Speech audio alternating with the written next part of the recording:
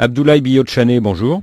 Bonjour. Alors vous l'avez annoncé devant vos militants, devant vos amis politiques, c'était hier à Cotonou. Pourquoi cette candidature?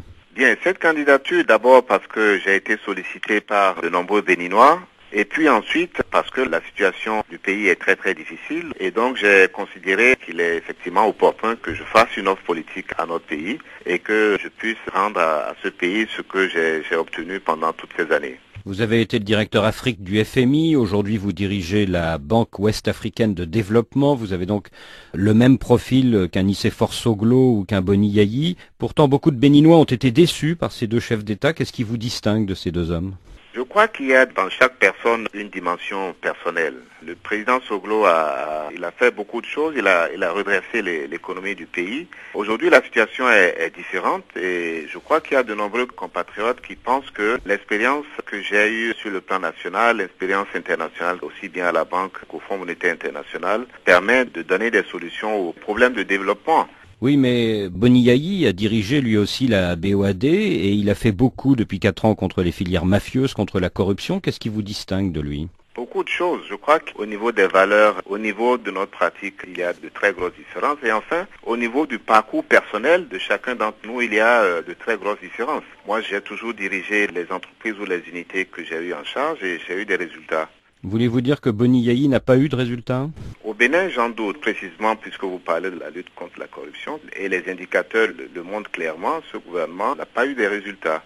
Vous prenez l'indicateur de transparence internationale, le Bénin a reculé dans cet indicateur de 2005 à 2009.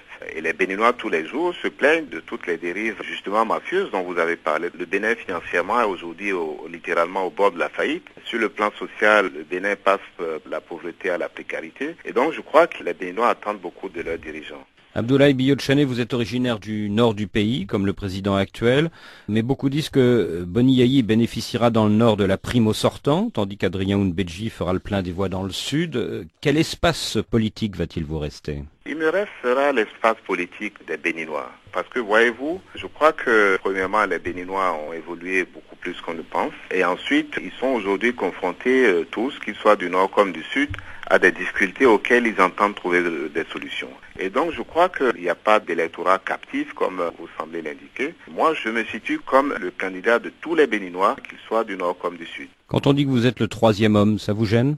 Ça me gêne pas du tout. Je ne m'en tiens pas au qualificatif. Ce qui m'intéresse, c'est les résultats au soir du vote. Et en ce moment-là, on verra qui est premier, deuxième ou troisième. Il y a 2 mois, à Cotonou, vous avez rendu une visite discrète à l'ancien président Kérékou pour lui demander son soutien. Qu'est-ce qu'il vous a répondu? Non, c'est pas pour demander le soutien au président Kérékou. Je crois qu'il est assez sage pour donner le soutien à qui il veut. Le président est un homme que je respecte beaucoup, à qui je dois beaucoup, puisque c'est lui qui m'a amené au gouvernement et qui m'a mis sur le sentier politique. Et donc, je lui rends visite régulièrement pour échanger avec lui. C'est un homme sage qui est retiré et qui ne s'intéresse pas à la politique active. Et qui pour l'instant ne dit pas à qui va sa préférence. Est-ce que vous souhaitez avoir son parrainage?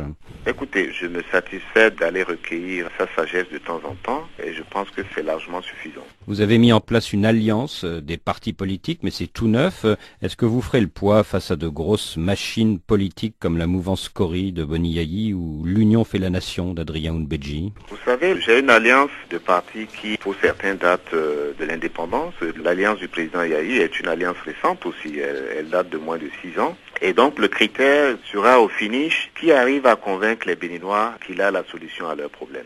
Oui, mais tout de même, il faut des militants, il faut de l'argent. Est-ce que vous avez tout cela face à ces 2 autres grosses machines électorales? Je n'ai peut-être pas l'argent comme vous semblez le dire, mais j'ai, comme un certain président l'a dit il y a plusieurs années en France, j'ai quelques idées et je pense que ça fera la différence à la fin. À quel président faites-vous allusion? Je pensais à un président français, Giscard d'Estaing, qui disait que la France n'a pas de pétrole, mais elle a des idées. Est-ce que vous diriez, comme Giscard, que vous êtes un libéral? Non, je ne suis pas un libéral, j'emprunte une idée à Giscard, mais je crois que je suis beaucoup plus équilibré entre les libéraux et les keynésiens. Je crois qu'aujourd'hui, en économie, on a besoin d'un peu d'État, mais on a aussi besoin de libérer toutes les forces et toutes les initiatives du secteur privé. En Côte d'Ivoire, Laurent Gbagbo continue de dire « je suis le président élu », mais pour vous, qui est le président de la Côte d'Ivoire aujourd'hui? Écoutez, Écoutez, la communauté internationale dans son ensemble reconnaît Alassane Ouattara comme le président de la Côte d'Ivoire. Je crois qu'il faut s'en tenir à cela et je crois que c'est aussi bien. La CEDEAO envisage, si nécessaire, une intervention militaire. Qu'en pensez-vous?